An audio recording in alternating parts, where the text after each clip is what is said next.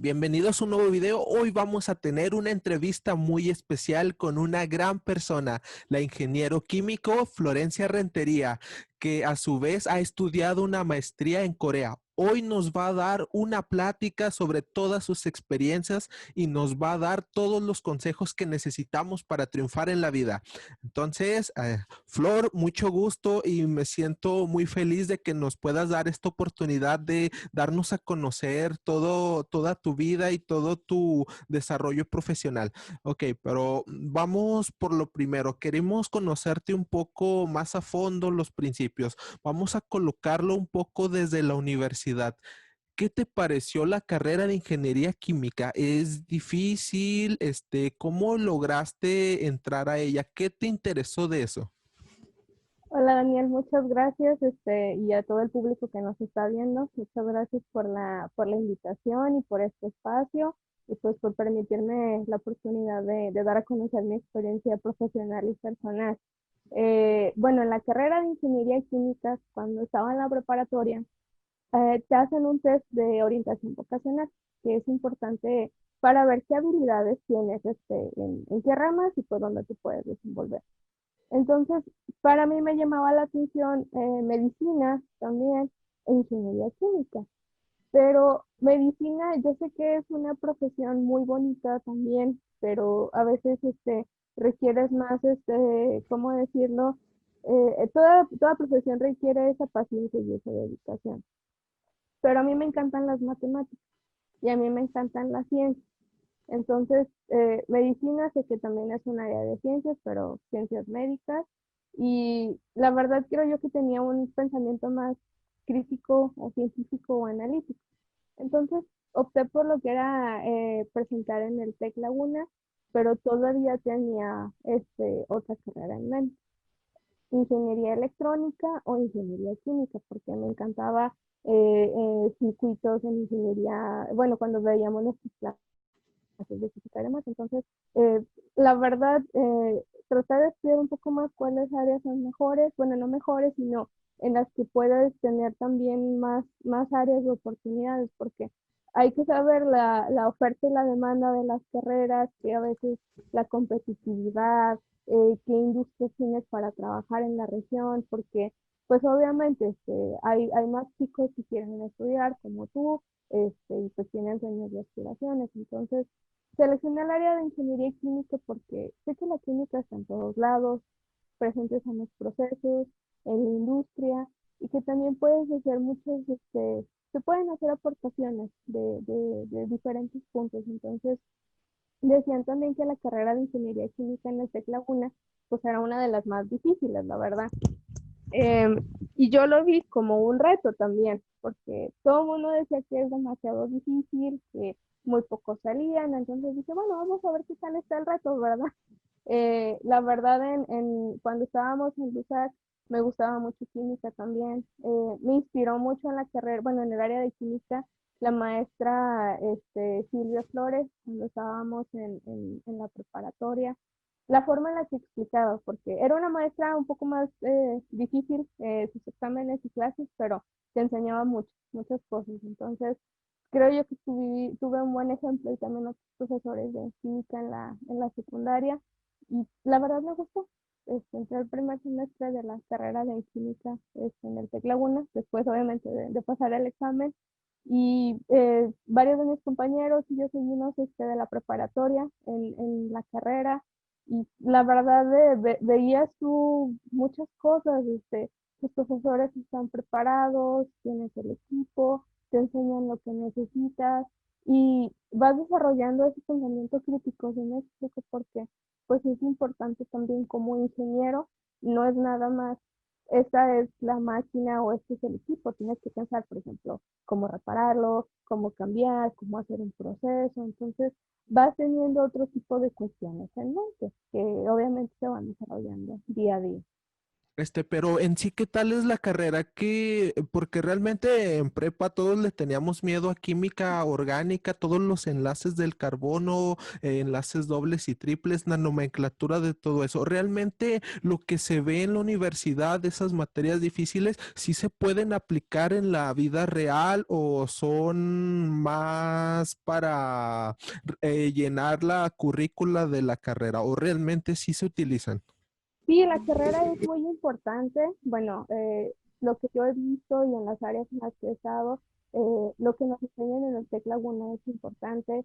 Nosotros tuvimos una formación desde física, matemáticas, cálculos, todas las áreas de cálculos, cálculo integral, diferencial, álgebra lineal, cálculo vectorial, ecuaciones diferenciales, las químicas básicas, química analítica, físico-química, química orgánica, inorgánica, procesos de separación, bueno, procesos de separación uno 2 y 3 porque ves en varias áreas, físico-química, todos los laboratorios, porque todos los días, la verdad, en la carrera, bueno, no te digo todos los días, pero al menos de 2 o 3 veces a la semana teníamos prácticas de laboratorio. Algunas prácticas eran más largas que otras, entonces el proceso tú lo ves en grande en la industria, pero cuando tú lo ves en la práctica, lo haces a una escala más pequeña. Entonces, te da las áreas importantes, por ejemplo, cuáles son los materiales que necesitas, los pasos a seguir. Obviamente a nivel más grande en la industria, pues vas a ver el equipo o los aparatos a otra escala, pero es lo mismo. Tuvimos nosotros la oportunidad también de ir con frecuencia a visitas técnicas, por ejemplo, a CEMEX, Industria Cervecera como Grupo Corona, visitar varios plantas de Grupo Peñoles, visitamos también la planta la que está muy cerca de nuestra Tec Laguna, de Zinc también, visitamos en Bermejillo, Velardeña, bueno, la compañía minera que está más cerca ahí de la región, Químicas del Rey o Salinas del Rey, también visitamos allá, entonces ves, desde ahí vas viendo también qué áreas te pueden llamar la atención o, por ejemplo, en qué empresas puedes hacer tus prácticas o si te van a dar alguna oportunidad de trabajo en donde te podría gustar trabajar. Entonces, los profesores desde esa perspectiva tratan de introducirse como qué áreas pueden gustar. También, cuando ya estábamos a finales de la carrera, tuvimos la oportunidad de ir a San Luis Potosí, a la Universidad Autónoma de San Luis Potosí, a visitar sus instalaciones para el área de posgrado, para los estudiantes que quisieran hacer pues algo en metalurgia, porque es como el contacto que ellos tenían un poco más, o en Saltillo, para hacer un posgrado en metalurgia, o el que quisiera hacer algo en ingeniería ambiental, pues está también el SICA en Saltillo u otras instituciones académicas. Entonces, los profesores también de cierta forma te introducen a esa parte del área científica. Para mí, la verdad, bueno, me siento muy afortunada porque elegí tomar clases con profesores con una gran experiencia y trayectoria que te dan las bases para tener una carrera fundamental y sólida y que bueno, a la fecha, hoy por hoy, seguimos teniendo contacto con ellos, trata uno de hacer las cosas lo mejor posible, también por si los estudiantes tienen la inquietud de estudiar otras áreas que a lo mejor, bueno, como nuclear, que no son tan atípicas, entonces, para los estudiantes que necesiten tener ese contacto, pues ahí está. Hay un colega de la carrera, el ingeniero Juan Luis Valero. Él está desarrollándose en el área de posgrado de ingeniería química en la Universidad de Celaya. Entonces, todas estas personas, todos estos colegas, pues hacen las cosas lo mejor posible y puedo decirte que, bueno, al menos en lo personal, yo me siento muy afortunada de salir de la carrera del TEC Laguna, de ver todas las oportunidades que nos puede dar. Cuando fui a la compañía minera Sabinas, que es una de las unidades del Grupo Peñoles, del área de minería, ahí realicé mis prácticas, te das cuenta que todos los procesos químicos también están ahí, procesos mineros, entonces hay muchas áreas en conjunto. Ah, bueno, sí, además que realmente en el Tec Laguna tú eliges tu educación porque tú escoges a los maestros que quieres. Entonces, pues ya cada uno tiene su propia fama y dices, con él voy a aprender muchísimo y me va a servir mucho cuando yo me gradúe. Entonces, con esa elección que tienen ya los estudiantes, ellos pueden decidir si son grandes profesionistas o no. Pero realmente tu historia es muy, muy interesante. Pero, ¿cómo llegaste de graduarte, de hacer tus prácticas, a que te llegue el interés para irte a Corea directamente a un posgrado en química que realmente aquí no he visto en México, que es los reactores nucleares? ¿Nos podrías contar un poco?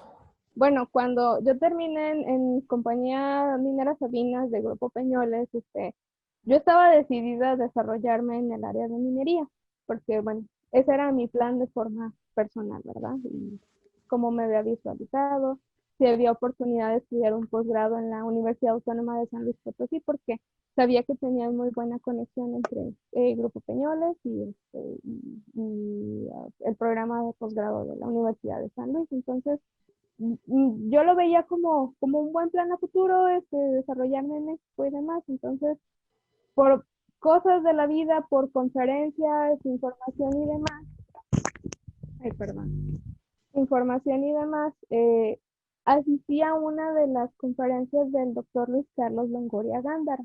Él es egresado del TEC Laguna y se desarrolla, bueno, él es ingeniero mecánico, pero él había estudiado fuera de México su maestría y doctorado en Inglaterra, en la Universidad de Surrey y en el Imperial College, desarrollándose en el área de nuclear. Entonces, la verdad sí te hace pensar, y dices, pues, bueno, alguien de nuestra camada, vas a otros lugares, conoces, pues cuáles son las oportunidades para nosotros. Y le pregunté a él, porque lo vimos en la conferencia y demás, que, pues cómo el área de nuclear podía interactuar con otras áreas. Y él, en su presentación también revisó, bueno, dio pie a más aspectos, que el área de nuclear es un área que necesita de todas las áreas, ingeniería química, eléctrica, materiales, no necesitas también ser un ingeniero nuclear para pues aprender todos esos conceptos. Y él me dijo que había otra, bueno, en la conferencia nos dijo a todos que había una institución que ahorita estaba, bueno, en ese momento en el 2016-17 estaban ofreciendo becas para estudiar ingeniería de plantas nucleares en Corea, porque eso fue mi primer miedo de decir, pero yo no sé de ingeniería nuclear, ¿sí me explico? Yo no soy un ingeniero nuclear para saber cómo trabaja un reactor. Y la escuela donde yo estudié, KEPCO International Nuclear Graduate School, por siglas en inglés, KING, se preparan con los conceptos que tú necesitas en el área en la que te puedas desarrollar. Y ellos estaban ofreciendo su programa de becas.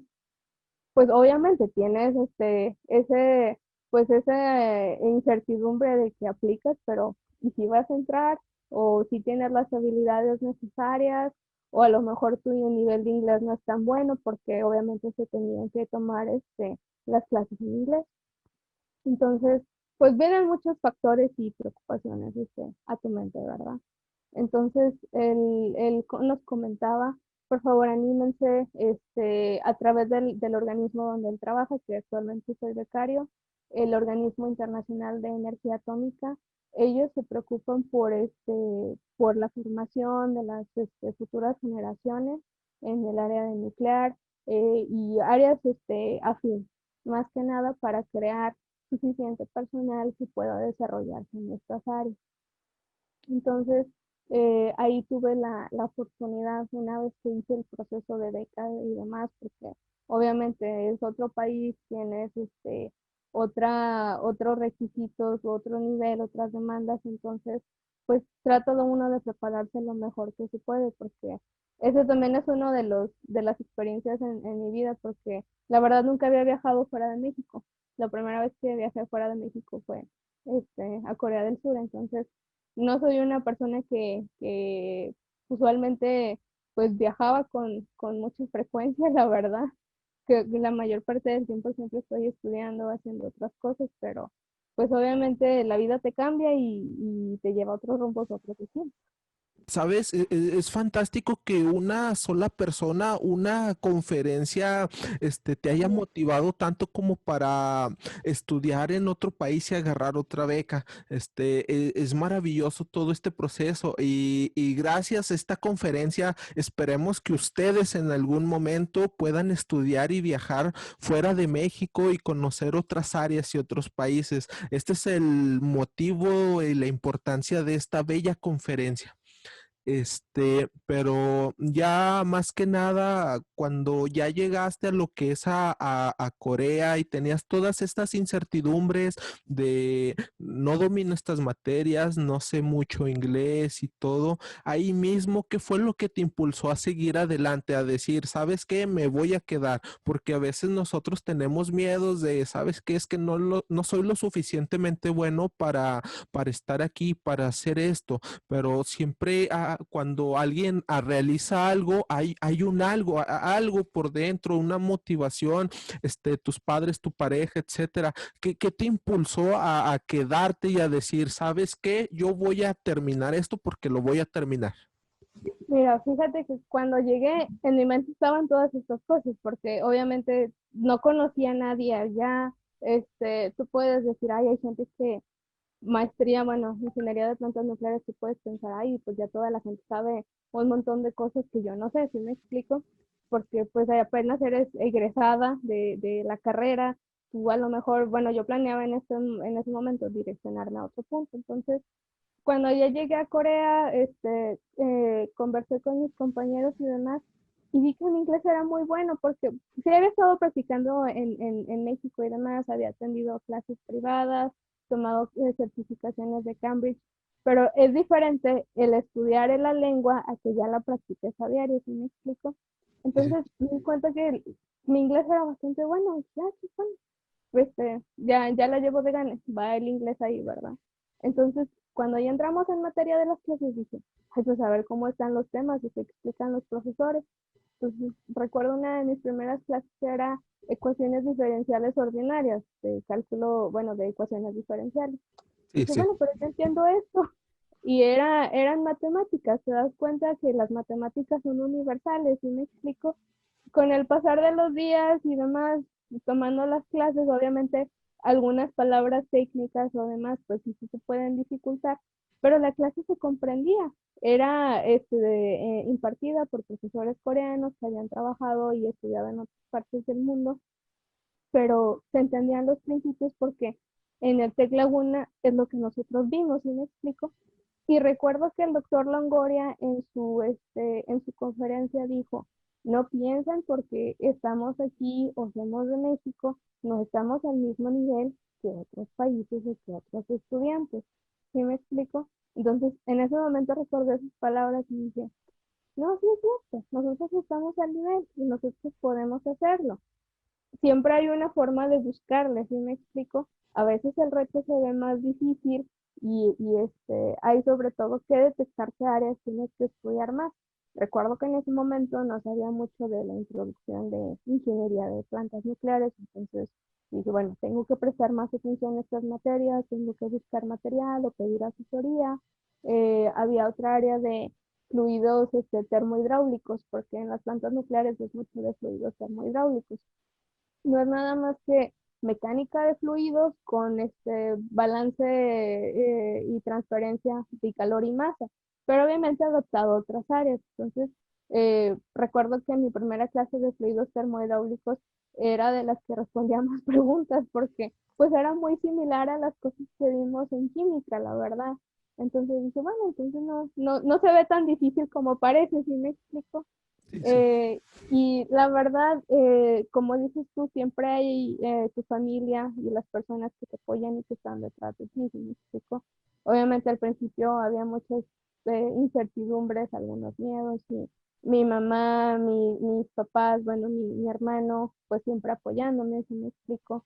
Este, Mi mamá me decía, por algo vas a ir allí o por algo estás ahí y tienes que aprender, tienes que hacer las cosas lo mejor posible porque no es nada más el aspecto de conocimiento, tienes que lidiar con la cultura de otros países.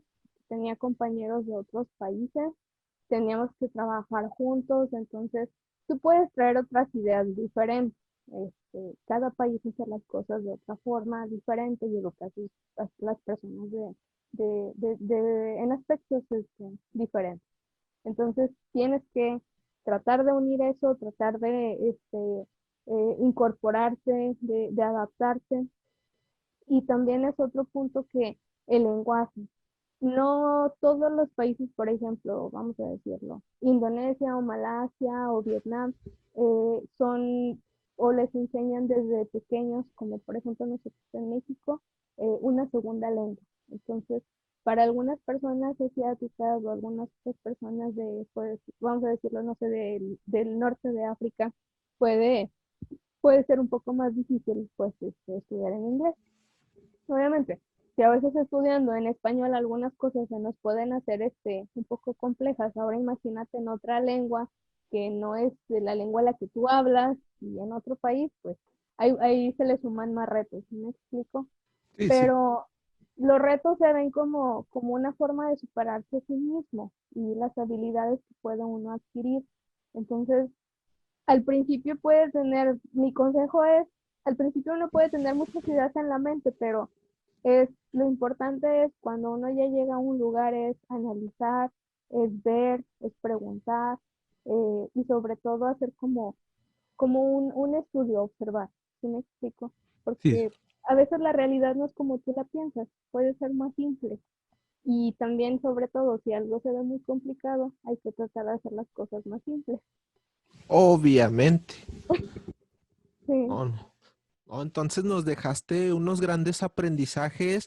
Número uno, anoten, chavos, las matemáticas son universales y aquí en China y en Corea, perdón, es lo mismo. Número dos, pónganle mucha atención en las clases de inglés porque es el lenguaje universal. Entonces, si ustedes hablan el inglés, pueden ir casi a cualquier país y poder comunicarse con las personas.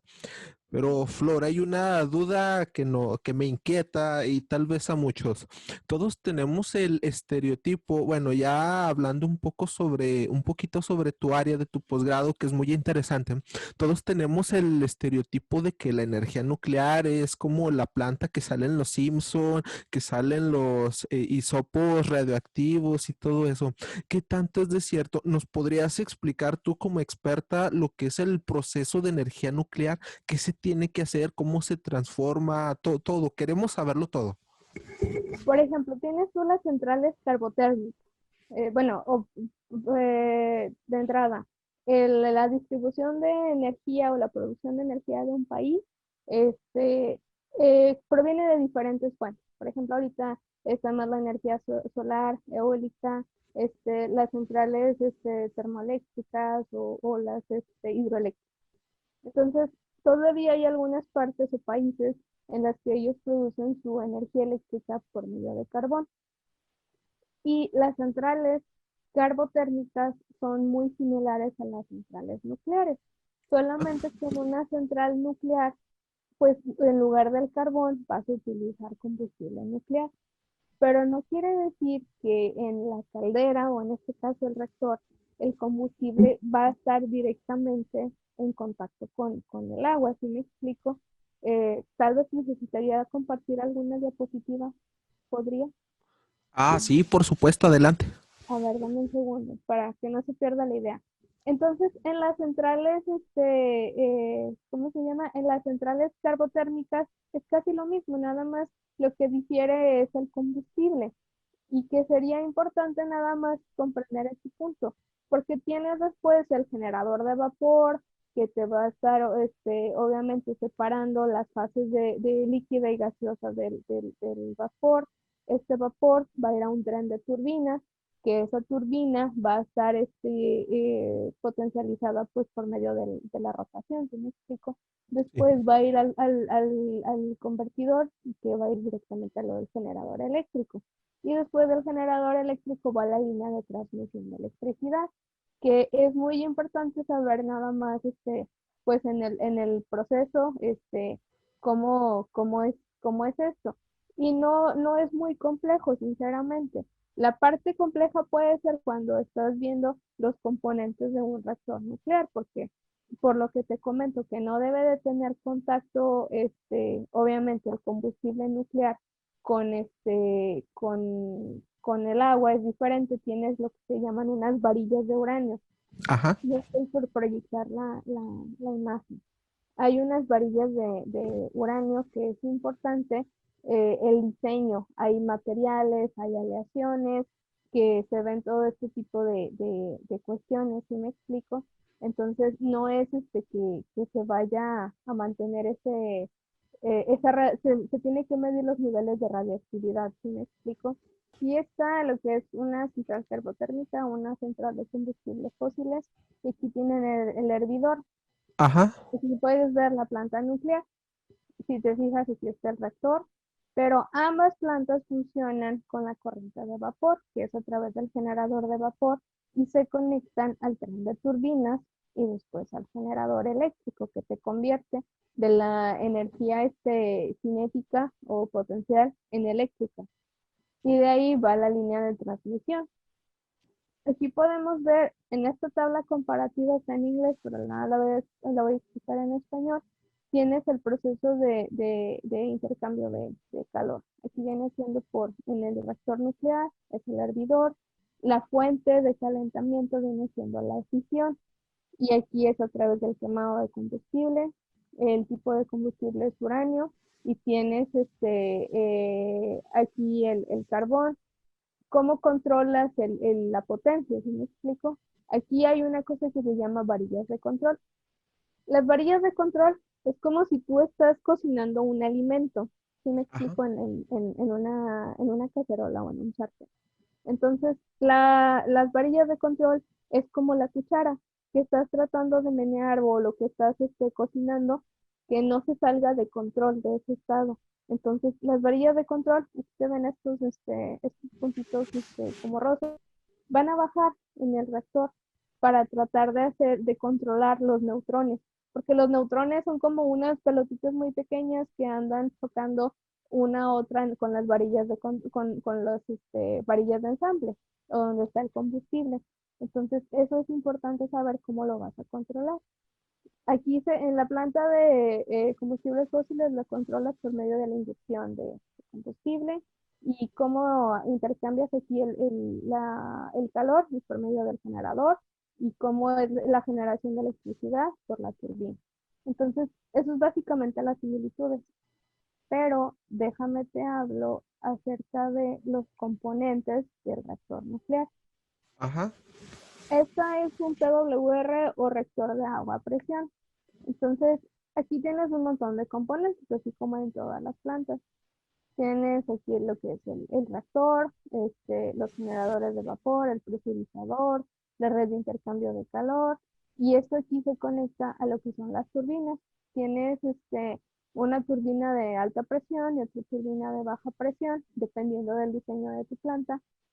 Y este circuito que tú ves acá lo utilizan para ¿cómo se llama? Chemical Volume Control System.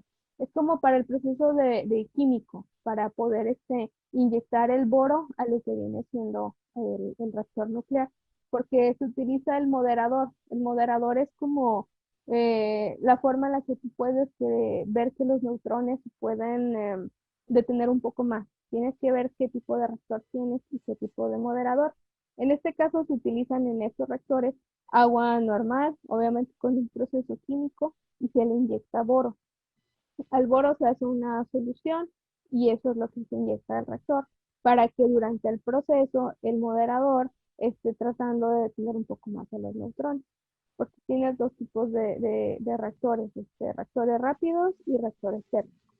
Los PWR son reactores térmicos Los reactores rápidos son, por ejemplo, como los de sales fundidas o los de generación 4.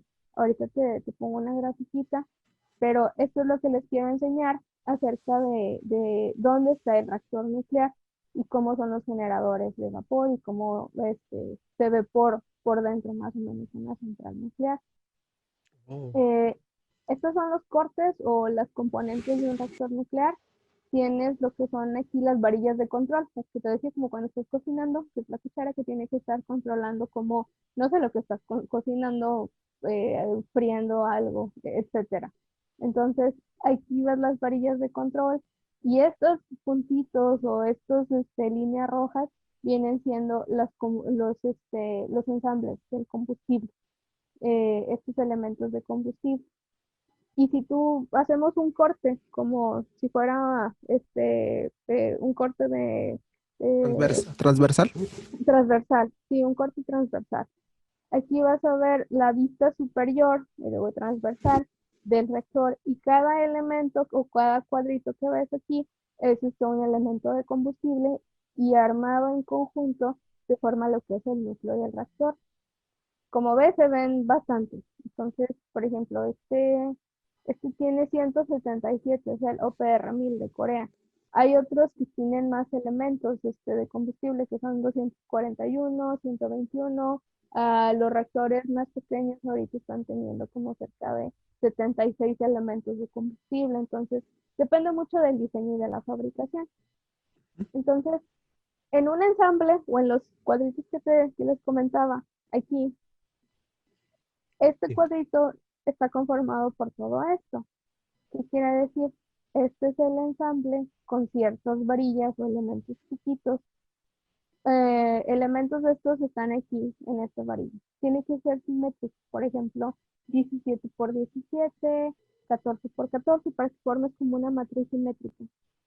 Y todos estos elementos de combustible tienen que tener soportes. Y aquí ves estos soportes que se incrustan estos elementos para que estén con más apoyo, ¿si me explico? Para que estén sujetos y que como se va a exponer a ciertos fluidos hidráulicos, se va a bombear agua con boro, pues quiere decir va a estar a alta presión. Entonces, para evitar cualquier riesgo de que estas estructuras se puedan pues salir del lugar, ¿sí me explico? Entonces los tratan de mantener muy bien ensamblados en conjunto, obviamente con otros componentes mecánicos. Esto es más de la parte de ingeniería mecánica y también de material. Los chicos del departamento de mecánica tienen que hacer el diseño de todos estos componentes, de todos estos soportes, y aquí es donde ves los pellets de uranio o las Ok. pastillas de uranio. Pero como ves, tiene muchas capas de metales, de materiales que obviamente están adecuados para evitar la radiación. Entonces, los pellets de uranio solamente se van a estar calentando, pero aquí van a estar seguros, no va a pasar nada. Y no es no son las plantas como, bueno, obviamente hay mucha propaganda que a veces difiere un poco más de la realidad, pero las plantas nucleares son muy seguras. Empezaron a operar desde hace mucho tiempo. Déjame pongo la línea del tiempo. Este, Aquí. Empezaron desde 1950. Uno de los principales reactores fue el Magnox en Inglaterra. Y después vinieron los reactores Campbell, que estos son desarrollados por Canadá, los reactores PWR, WR, y así sucesivamente las generaciones de reactores hasta llegar a lo que son ahora la generación 4, porque como toda industria, pues podemos tener problemas en el término de desechos, ¿verdad? Como la industria química, que también tiene problemas con sus desechos u otro tipo de componentes, entonces también en el área de nuclear. Y los reactores de generación 4 tienen el objetivo de reducir los desechos nucleares en este caso y evitar la no proliferación. ¿Qué quiere decir? Como tú tienes bastantes reactores PWR, lo único que están haciendo aquí es tratar de reciclar el combustible de los otros procesos para alimentarlo a un nuevo reactor que te pueda ayudar a reducir estos desechos radiactivos. Y no porque no se pueden, hay repositorios o instalaciones bajo tierra, donde, o también no bajo tierra, sino en la superficie, donde se guardan este tipo de materiales radioactivos en cápsulas, los llaman canisters o como castillos, obviamente con otro tipo de diseño mecánico y también por mucho diseño neutrónico que se va a evitar que el material obviamente emita una radiación al ambiente. Entonces, se está creando día a día y hay diseñadores y staff técnico y científico que trabaja para crear más soluciones eficientes en la industria. Y obviamente la industria nuclear está presente no nada más en términos de energía eléctrica, sino de áreas médicas, por ejemplo, para el tratamiento de cáncer, de radioisótopos, producción de fármacos, detección de erosión del suelo. Tienes también mantos acuíferos, freáticos y demás. Entonces, es una industria muy completa. Nada más para recapitular. Este es el reactor nuclear, están los generadores de vapor que les había comentado Ajá. y este es el circuito primario. Este es un circuito primario de una planta. Pero dentro del reactor, obviamente tienes más componentes para evitar que el combustible esté expuesto a otro tipo de atmósfera. Entonces, este es como los elementos en un reactor y aquí vemos los elementos en un ensamble. ¿Qué quiere decir? Este es el ensamble y todos estos elementos vas a ver en un ensamble y aquí es donde encuentras el combustible, porque comentabas tú que, bueno, puede ser la incertidumbre de ¿y dónde se carga el combustible? Si me explico, el Sí. combustible nuclear. Entonces, ¿cómo está el combustible? Así es como está el combustible. Se tiene que ver es como sellado, es como un sellado no hermético, porque obviamente tienes, aquí le ponen helio y demás para evitar que el combustible pues obviamente está la exposición del calor, pues que se pueda deformar, que hay la deformación, pero estando aquí dentro de este elemento o de esta varilla, ya pasó por mucho diseño y proceso de regulación que va a hacer su función de elemento de combustible en el reactor. Ah, bueno, en Chernobyl fue otra historia porque ahí creo que estaban haciendo bueno, estaban haciendo unas pruebas o unos ensayos para la exposición de la potencia del reactor. El diseño era diferente porque ellos tenían como moderador, yo te comenté que teníamos agua en este caso. En ese tipo de reactores ellos utilizaban grafito. Entonces el grafito es un componente sólido y demás. Entonces, dependiendo del diseño de ese reactor, pues ahí tienes otras condiciones y la forma de operación. Eh, Fue ese momento muy catastrófico en Chernobyl porque ahí te tienes que dar cuenta qué componentes estás diseñando, cómo los estás diseñando y sobre todo cómo los estás operando. ¿Sí me explico? Ujú. Entonces es una gran responsabilidad. En términos de Fukushima, las plantas, el mismo reactor que nosotros tenemos en México en Laguna Verde, es el mismo reactor que que está en Japón, en Fukushima. Y en México no hemos tenido ningún accidente. Nada menos, que fue en septiembre del año pasado, se extendió la licencia de operación de Laguna Verde, 30 años más. Entonces Ajá. vamos a tener operando Laguna Verde hasta el 2030. Este, y bajo el mismo esquema, bajo el mismo, bueno, los mismos protocolos de operación, sigue ahí y ha estado operando eficientemente. Lo que pasó en Fukushima es que, deja ver si tengo la imagen por aquí. Lo que pasó es que en Fukushima, Daniel, fue que el diseño de un muro de contención Ajá. en Fukushima no estaba a la altura suficiente. Nada más déjame compartir. No estaba a la altura suficiente y eso causó el tsunami. No sé si recuerdas que hubo un tsunami en Fukushima. Sí, sí, sí. mm, ya, ya casi. Hubo ese tsunami en Fukushima ¿qué quiere decir? La planta se inundó con bastante agua, y de cierta forma los componentes generadores de vapor, los generadores de diésel de emergencia, pues ya no dejan de funcionar, ¿sí me explico? Ajá. Mira, ya se ve en pantalla, ¿verdad? Sí, ya está. Ok. Aquí vemos el reactor, esta es la planta, se construyó la planta al nivel del mar. Y si te fijas, aquí está la altura aproximada. Hicieron este tipo de construcción para que se pudiera hacer como el rompeolas, pues para que se pudiera estar rechazando la corriente de la ola. Y Ujú. aquí hicieron un muro de contención también, como si fuera un anillo que puede sellar a la planta nuclear, pues para que ese muro de contención esté haciendo, ¿cómo decirlo?, la función de un soporte. ¿Sí me explico? Como Sí. una pared en el mar. Entonces, esta pared tenía alrededor de 5.7 metros, porque ellos también hacen estudios sismológicos e hidrológicos y traen a equipo de geólogos para ver qué áreas son más pues importantes para la construcción de las áreas nucleares, de las plantas nucleares. Por ejemplo, en Alto Lucero Durango, donde existen en Alto Lucero, Laguna Verde en Veracruz, donde construyeron la planta nuclear en México, ellos hicieron estudios para ver en qué áreas era importante hacer la construcción. Entonces, pasa por un proceso muy, pero muy largo, pero encuentran el sitio correcto para evitar los sismos, tsunamis y demás.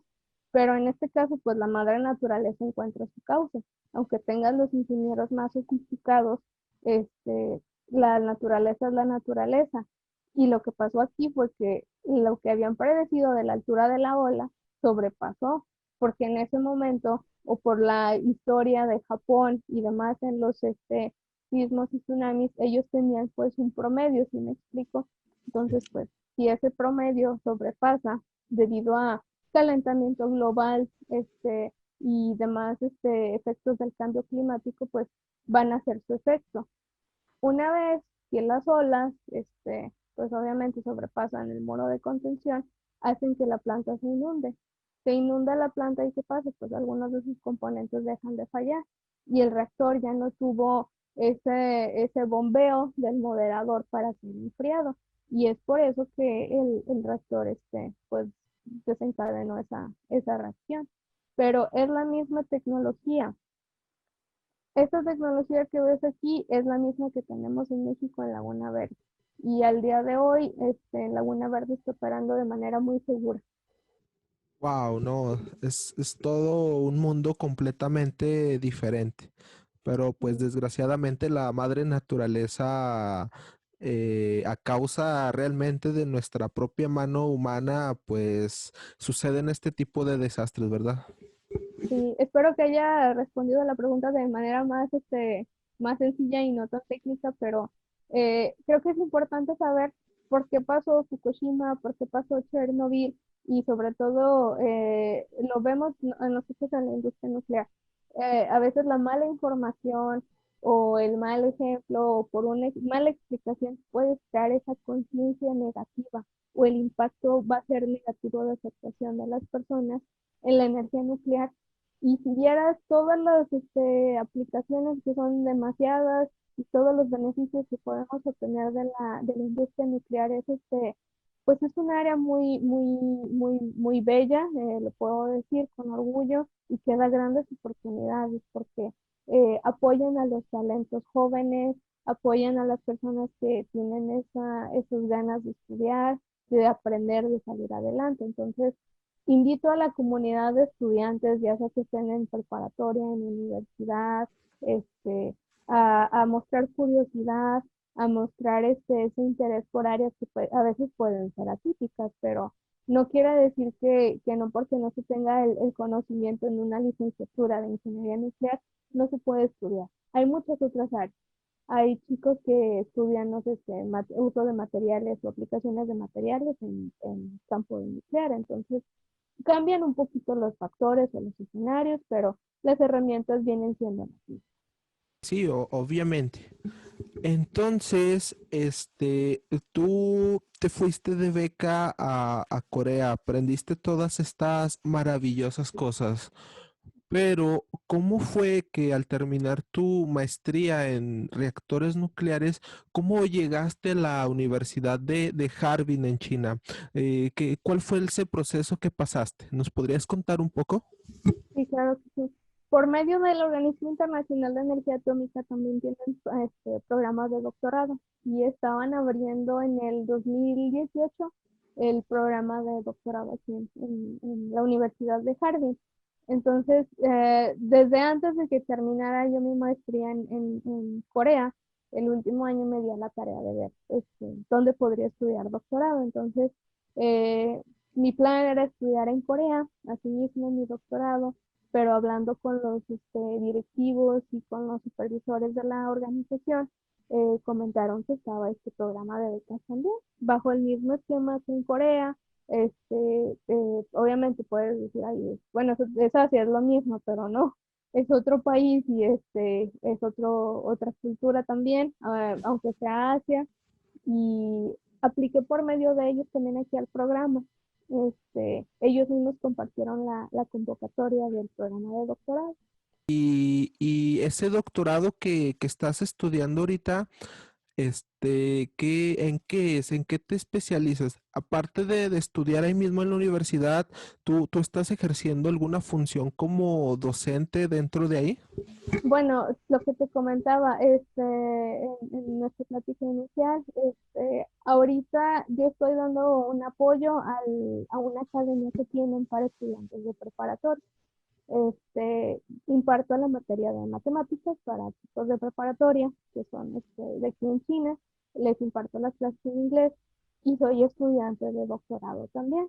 En el área de doctorado me desenvuelvo en el área de reactores físicos avanzados. Actualmente mi tema de investigación cambió un poco.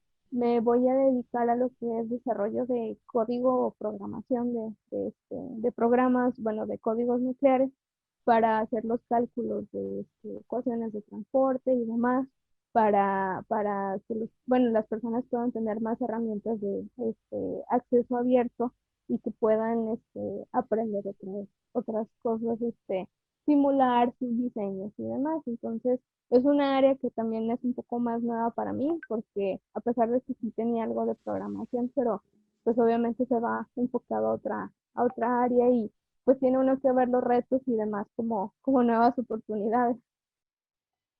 Sí, sí, obviamente. Bueno, wow, me llenaste de tantas preguntas, pero voy a tratar de ir en orden. ¿Qué nos puedes platicar mucho más a fondo sobre tu tema de investigación?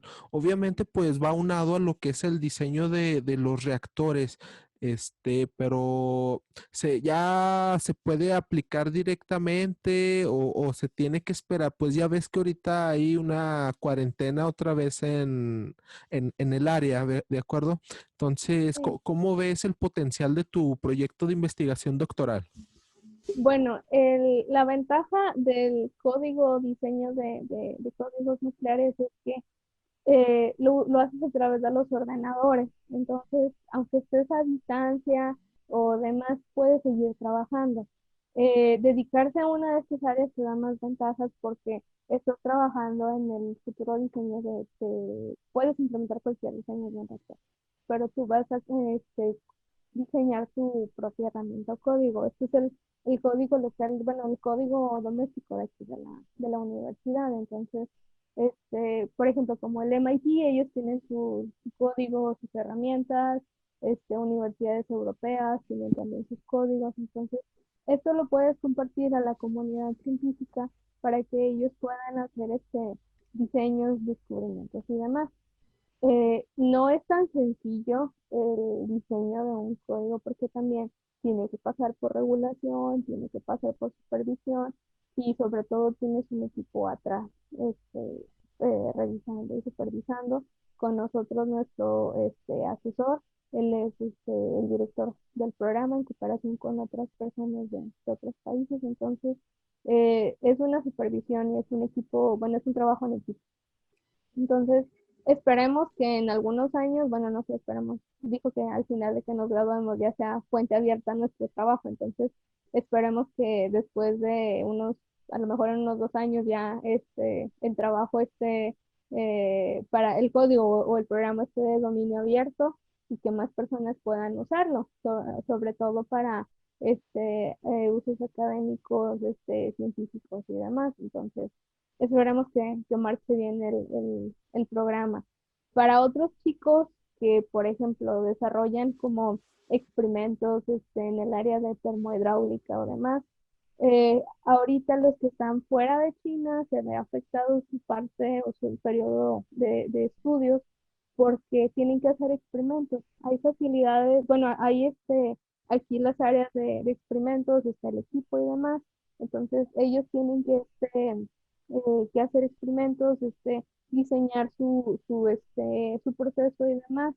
O hay chicos que, por ejemplo, tienen que ir a algunos procesos de investigación o a otras áreas que son un poquito restringido ahorita el acceso. Entonces, algunos de los muchachos han tenido que cambiar sus temas de estudio a simulación con herramientas. Por ejemplo, no sé, tú viste los programas de diseño SolidWorks, CATIA y demás. Entonces, todos estos, los chicos ahora están cambiando más a simulación porque eh, si tú quieres hacer o replicar un experimento, económicamente a veces no es la solución más viable. Entonces, lo haces a través de códigos computarizados o herramientas. Pero también te das cuenta que en la aplicación del uso de códigos computarizados o herramientas, pues obviamente tiene un costo. Tiene un costo de correr el código, calcular y demás, o tal vez no es lo más eficiente o rápido que tú quisieras. Entonces, eso es en lo que estamos trabajando, tratar de hacer pues el cálculo además de una forma más eficiente. También tiene proyectos. Hay una plataforma que es desarrollada por el Instituto Nacional de Investigaciones Nucleares, con el Instituto Politécnico Nacional, la UNAM, la Secretaría de Energía, el INEL, que es el Instituto de Energías Renovables en México, y otras instituciones internacionales, porque tal vez, por ejemplo, en México no tengamos reactores rápidos o más plantas nucleares, pero lo que sí se puede hacer en México es diseñar estos códigos. Entonces, hay más colegas y personal desarrollando, se llama Aslan, la plataforma, y ellos están trabajando día a día por posicionar a México en otra área de competitividad con más países, por ejemplo, como Corea, Francia o demás. Entonces, ellos están en esa otra área y pues la verdad, a mí me da mucho orgullo conocer y también trabajar con personas que están haciendo esto porque pues es otra de las áreas que tienen mucho futuro en energía nuclear, lo que es aplicación de inteligencia artificial, lo que se llama bases de datos y demás. Entonces, también es otra de las áreas potenciales para los chicos ahorita que están en prepa o en carrera para poder seguir estudiando o desarrollarse. Bueno, ahorita nos comentabas que fungías como docente y que un ingeniero te dijo alguna vez que México era tan competitivo como cualquier otro país desarrollado. Pero aquí en México se tiene el estigma de que la educación simplemente no es buena, que no podemos salir y competir contra Estados Unidos, China, Japón, etcétera. Pero ahorita tú como estás dando clases a estudiantes de preparatoria en China que van a ingresar a la universidad, ¿qué opinas de su educación? ¿Realmente es mucho mejor en México? Vamos a tomar como parámetro de comparación LUSAC. Si pudieras comparar la educación en LUSAC, que es la prepa en que estuvimos y que es una gran prepa, con la educación que recibe en China, ¿qué pros, qué contras o qué diferencias principales tú ves? Bueno, en lo que me ha tocado la experiencia de estar impartiendo con la clase de matemáticas con los muchachos y ver el sistema, eh, Lusac nos expuso una gran atmósfera. no nada más estudiantil, te ayuda a desarrollar tus habilidades personales y tu creatividad por el hecho de, por ejemplo, nosotros cuando tenemos que preparar las obras de teatro en inglés, las obras de teatro en español, los ciertos concursos, hacer dinámicas y demás. Entonces, es una educación en conjunto porque no solamente te ayuda a desarrollar el conocimiento LUSAC, te ayuda a desarrollar esas habilidades de comunicación interpersonal, que es muy importante. No nada más si estás en industria en México o en otra área, pero para que tú te puedas comunicar de forma efectiva con las personas. He visto aquí en China todavía, obviamente, cada sistema tiene pues sus leyes y demás, o los sistemas educativos tienen sus esquemas. Entonces, no podemos juzgar como tal que a lo mejor nos falta algo aquí, este, porque es un proceso de evolución. La cultura puede estar adaptada a otro tipo de método, y simplemente creo yo que lo que uno tiene que hacer como docente ahí es tratar de decir la realidad fuera de China, ¿sí me explico? Porque aquí es otro sistema, se basan en otras regulaciones que a veces el acceso a la información puede ser un poco más difícil. Entonces, para los jóvenes que van a estudiar fuera de China, es importante que tomen en mente cuáles pueden ser algunos de los cambios graduales, qué tipo de comunicaciones interpersonales necesitan. Y recuerdo uno de los últimos clases que estaban programados por cuestiones de pandemia y demás, y tuvieron que reprogramar para el siguiente ciclo, en el siguiente semestre. Yo les iba a enseñar algunas cosas de MATLAB y de programación, porque vi que no tienen esta clase o este diseño en su programa educativo. Y le comentaba a mi jefe o al director de aquí del curso que es importante también para los niños, no nada más estar en los libros, si me explico, con operaciones, porque ahorita ya la educación se ve más globalizada. Entonces, necesitan también saber qué herramientas o qué software necesitan dominar.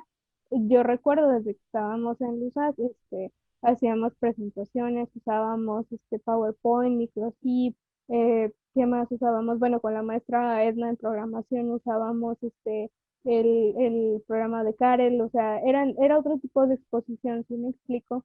Creo yo que Lusac es una escuela muy especial porque, como lo comentaba al inicio de nuestra conversación, te abre las puertas y te abre la visualización a otras áreas que tal vez tú no pensabas desde pequeño, ¿sí me explico? Entonces, el contacto con los docentes es importante y sobre todo tener en cuenta que todos los docentes en Lusac son muy profesionales, o sea, la clase de matemáticas, un ingeniero, la clase de física, un ingeniero, la clase de contabilidad, un contador, clases de economía, también una persona que sepa de economía y política. Entonces, Vamos a darle esa, ese reconocimiento. ¿Quiénes fueron esos claro, ingenieros, esos grandes personajes, grandes personalidades? ¿No? Necesitamos saber sus nombres. tenemos una lista muy larga, la maestra Juanita, Miss Lucy, el profesor Agustín, la maestra Gaby, la maestra Plasencia, la doctora Mota, el licenciado Juan Ramón, el profesor José Guadalupe, Pepe Lupe, quienes, bueno, del turno vespertino, la doctora Dora, también sé, el ingeniero Mariano, la maestra Cristi, la maestra Marina, ¿quién más se me olvida? Bujasa, La la maestra profesora Bojasa, Bujasa, la maestra Silvia, excelente. la maestra Plasencia. Entonces, todos nuestros profesores en LUSAC, para mí, la verdad, cuando tengo oportunidad y que he ido a México, siempre voy y visito LUSAC, porque es como nuestra segunda casa, ¿sí me explico? Y pues ves todas esas caras, todos esos chicos con esos sueños, con todo ese potencial que pueden lograr muchísimas cosas. Entonces, querer es poder, y creo yo que con esa gran motivación de la maestra Pati Andrés, perdón, se me olvidaba la maestra Pati Andrés, todos nuestros profesores en LUSAC, es muy importante esa motivación y ese día a día como nos apoya.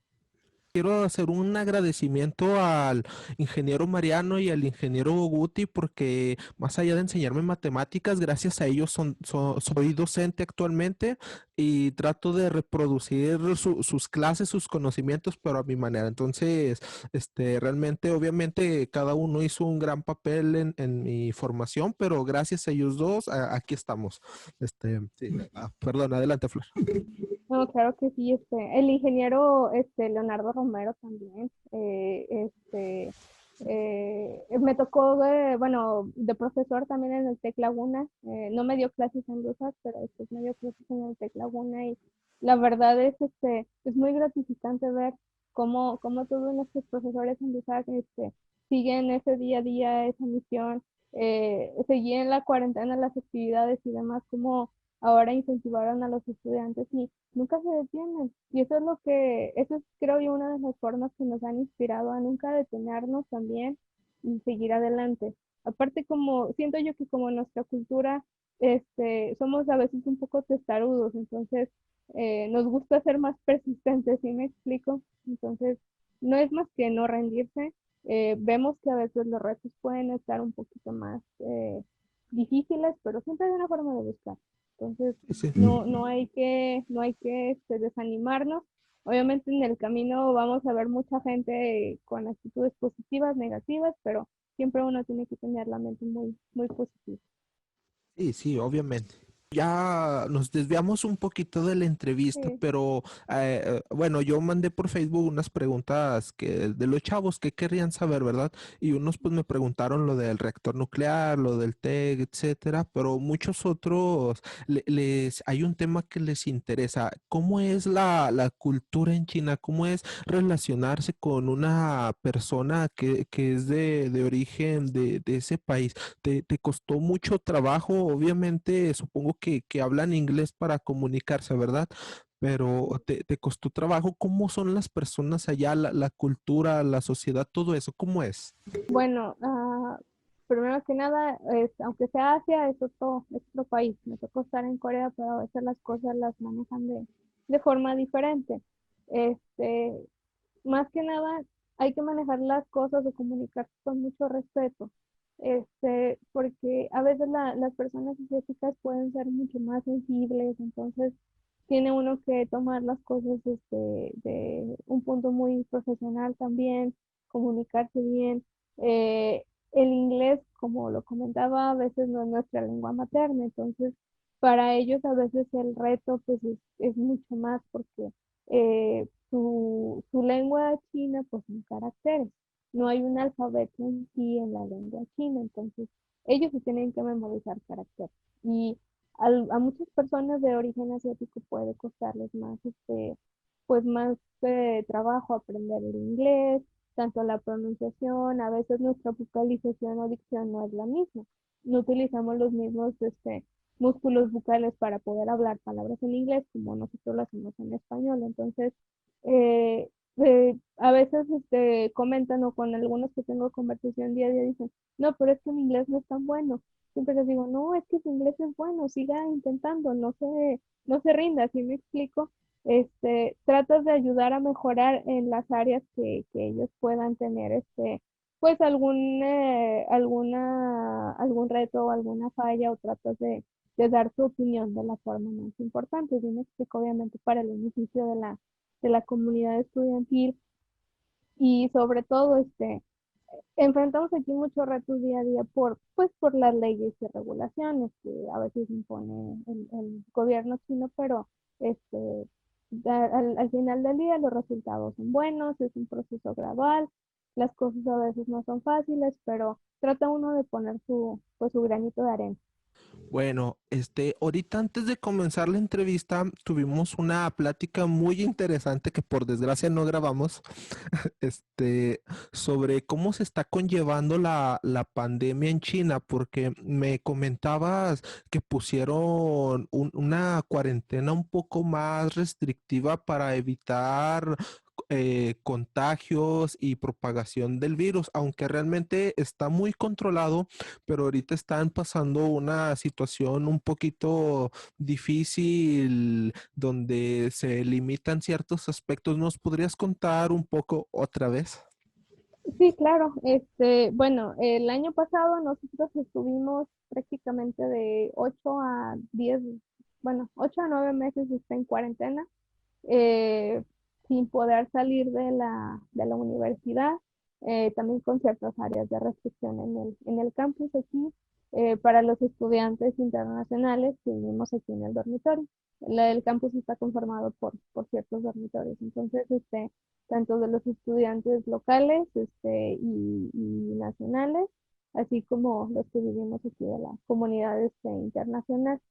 Entonces, más que nada por precaución y por guardar, las medidas de seguridad, para nosotros sí tenemos un poquito de acceso más restringido porque pues tratan de proteger a personas que somos de otros países, ¿y me explico?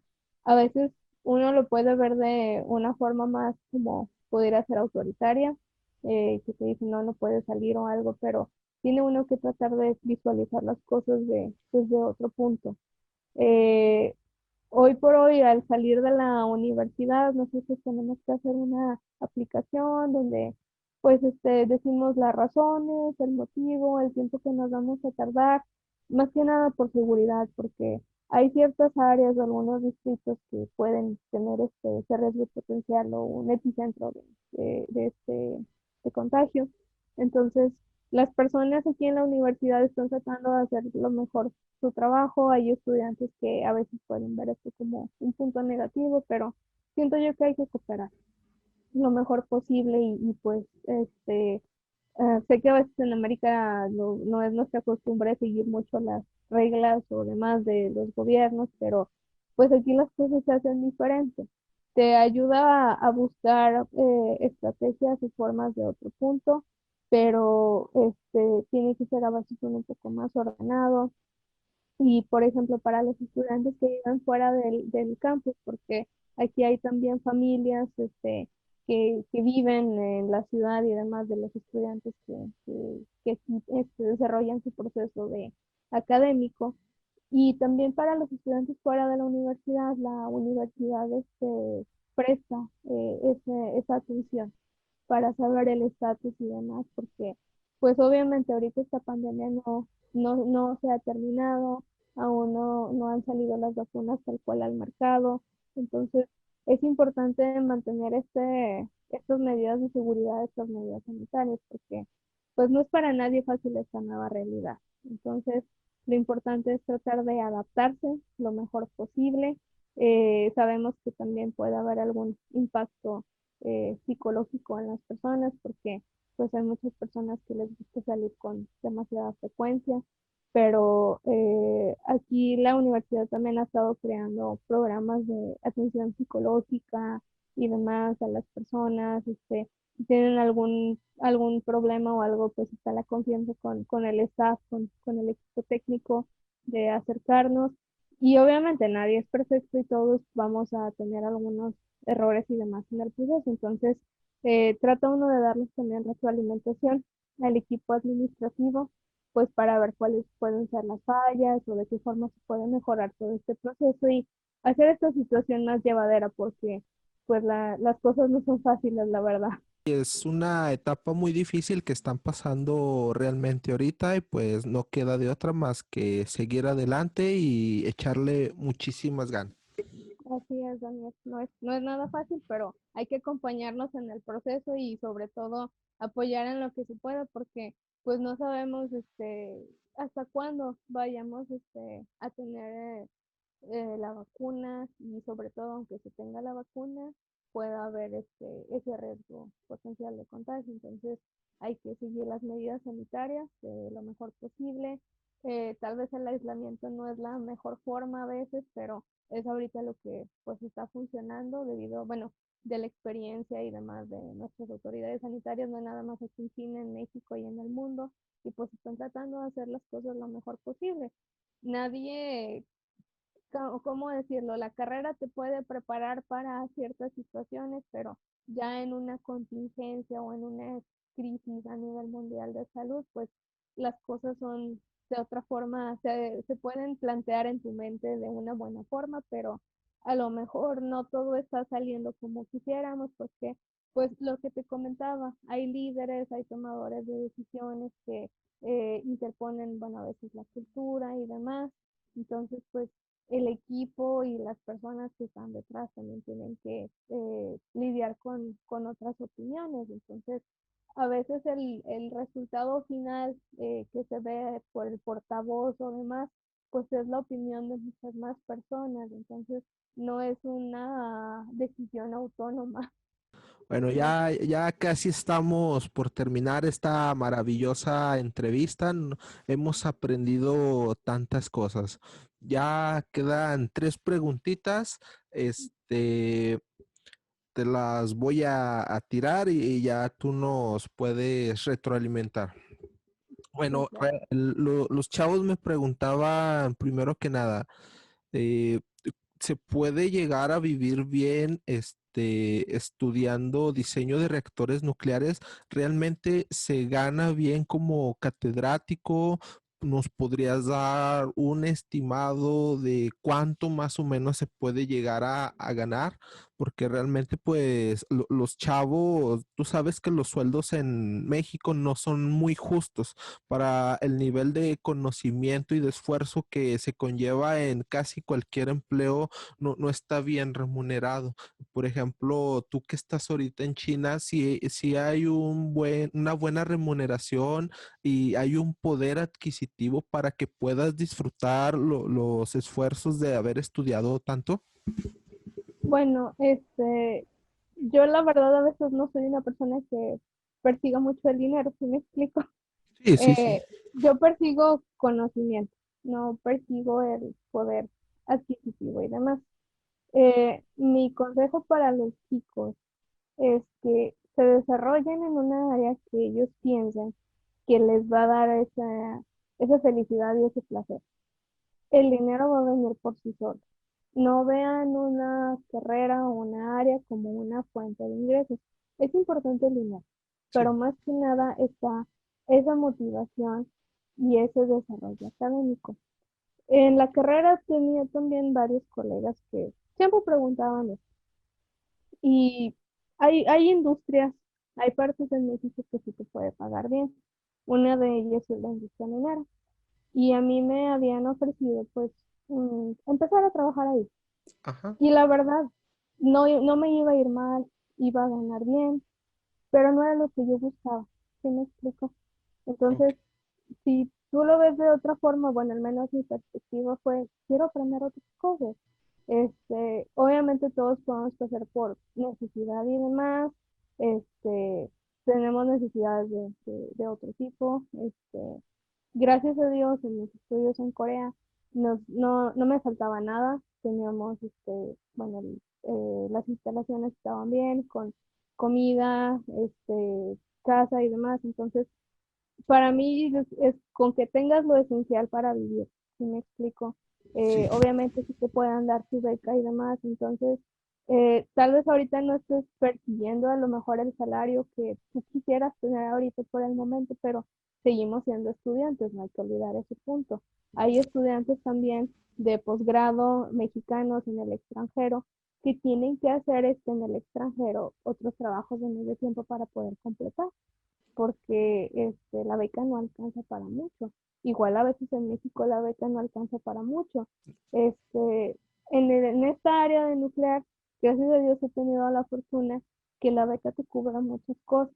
Mi consejo para los muchachos, si en algún momento ellos quieran estudiar alguna área de nuclear o en algún otro posgrado, revisen bien las becas, porque los términos, los beneficios, el bienestar que ustedes pueden tener. Y sobre todo, que no sean unas personas tan excéntricas, porque a veces las personas pueden tener gustos muy excéntricos y aunque tengas mucho dinero o poco dinero, no te va a alcanzar si no sabes cómo administrarlo. Acerca del poder adquisitivo, pues depende mucho de la remuneración de las becas. Hay chicos que tienen, no sé, mensualidades de $500, pero ya viene incluido los, ¿cómo decirlo? Los servicios, alimentos y demás. Entonces, esos Y 500 dólares, hospedaje, etcétera. sí, esos 500 dólares pues pueden ser para ti o 300 dólares, eso va directamente a tu bolsillo. Pero depende del programa de la beca, a lo mejor es un poco más, es un poco menos, entonces no hay un estándar fijo porque depende mucho de cómo se den los acuerdos de las becas. Y sobre todo es, una vez que te gradúas o trabajas en la industria nuclear, cada país tiene su salario estándar. Entonces, yo lo que he visto es, sí puede pagar bien, pero más que nada es que tú hagas el trabajo con gusto, que no lo Ok. hagas por interés monetario. Entonces, ese es mi consejo para los chicos. Si en algún momento quieren dedicarse al diseño de reactores nucleares o lo que se quieran dedicar, no lo hagan por el dinero, háganlo por el desarrollo personal, por el reto. Uno de los mentores en Sudáfrica, él es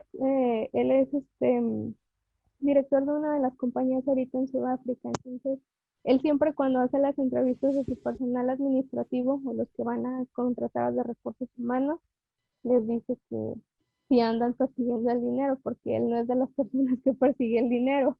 Dice, si andas persiguiendo el dinero, pues entonces ve a trabajar a un banco. ¿Sí me explico? Sí, sí. Porque hay chicos, yo sé que ahorita están jóvenes y tienen otra perspectiva de ver las cosas, sé que con esto de la pandemia, pues la situación económica no es la mejor ahorita, pero esperamos, para ningún país ahorita es la más óptima. Entonces, esperamos que la situación pueda mejorar, pero mi consejo es, más allá que quieran elegir una carrera, elijan por algo que les gusta y las cosas van a venir por sí solas, por añadidura. Este, Ese es el consejo que también tuve de, esta persona falleció el año pasado, un muy buen amigo, el ingeniero Rigoberto Real Baena, una de las personalidades muy grandes en la industria minera, pues en América y en México, en América Latina, y él siempre decía, no busquen el dinero, busquen su felicidad y en su trabajo, en las cosas que hacen, y las cosas después van a venir por sí solas. Entonces, despreocúpense, ustedes tienen que seguir trabajando y las oportunidades van a llegar, y se los aseguro, porque si trabajas, si haces las cosas bien día a día, esta vida es justa y te llegan las oportunidades en el momento correcto. Excelente consejo, no pude haberlo dicho mejor, realmente un aplauso. Ese es la verdad, ese es el camino. No, el dinero realmente es algo secundario que viene del éxito. Lo importante es cumplir el sueño. Ok, ya, gracias por la cátedra, Flor. Dinos, ¿qué planea, qué va a hacer Flor para los próximos años? ¿Terminar su doctorado? ¿Piensas regresar a México? ¿Qué planes tienes, Flor? Pues primero que nada hay que terminar aquí porque la beca está hasta el 2023, entonces Qué caray. me quedan 2 años aquí, primero Dios, y vamos a ver qué planes hay también por medio del Organismo Internacional de Energía Atómica, porque pues he venido estando con ellos en proyectos desde el 2017, me han dado la oportunidad en más áreas y ya sea en México, si hay que regresar a México a trabajar o otro país donde lo necesiten a uno, pues uno con todo el gusto y disposición se va a unir a los proyectos, porque pues más que nada es para el beneficio de nuestra comunidad científica, académica y demás.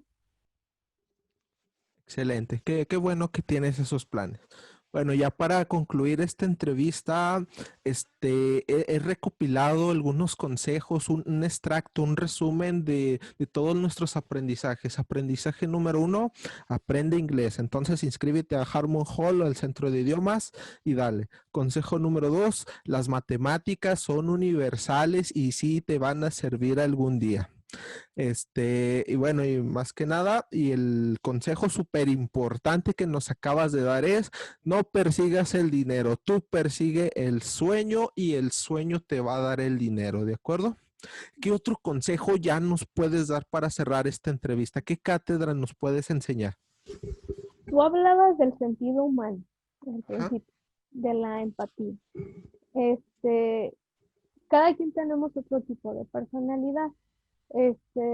A veces pues somos más extrovertidos, otras personas más introvertidas, pero mi consejo es traten de socializar, de escuchar activamente. No es lo mismo que sí te escucho, pero a lo mejor no se comprende el mensaje. ¿Sí me explico? Escuchar a las personas, qué es lo que dicen y sobre todo es ponerte en los zapatos de los demás. Porque a veces las personas piensan que siempre van a estar pues en ese nivel, que van a estar arriba con ese poder o demás, pero pues si no tenemos esa humildad, esa sencillez, muchas cosas no nos van a ayudar. Hay que tener ese tipo de actitud más presente, ser empático, ser humilde y ser sencillo, a donde quiera que vaya uno, porque va a poder uno conocer a veces gente de otros países, niveles o demás, o gente de México. Entonces, creo yo que la humildad y la sencillez siempre debe de prevalecer. No importa si eres un científico muy renombrado, un profesor de una preparatoria, estás a lo mejor haciendo un trabajo de medio tiempo en un cine, en cualquier parte que estés. Tiene uno que tratar a las personas con esa calidez humana y ser humilde y sencillo. La religión y demás puede tener a veces impacto, ¿sí me explico? Entonces, para los chicos que son creyentes, nunca pierdan la fe, nunca pierdan la devoción. Yo sé que a veces hay algunos de pues de las prácticas que se han venido dejando de lado y demás, pero siempre mantengan esa fe, esa esperanza muy fuerte, estén en compañía de su familia, de sus seres queridos y rodearse de gente positiva sobre todo. Entonces, sé que ahorita hay tiempos muy difíciles para todos, entonces hay que tener esa unión, esa fe muy en alto, esa esperanza, porque pues la paz y la armonía sí es importante, no nada más para nosotros, sino para el bienestar de todo el mundo. Entonces, pues creo yo que hay que, como les comentaba, tener otro tipo este, de, de visión y otro tipo de objetivos. Entonces, espero que todas estas situaciones con las que estamos pasando, pues nos den otro nivel de madurez y que podamos tomar decisiones para nuestro presente y futuro de una forma más positiva para todos. Claro que sí.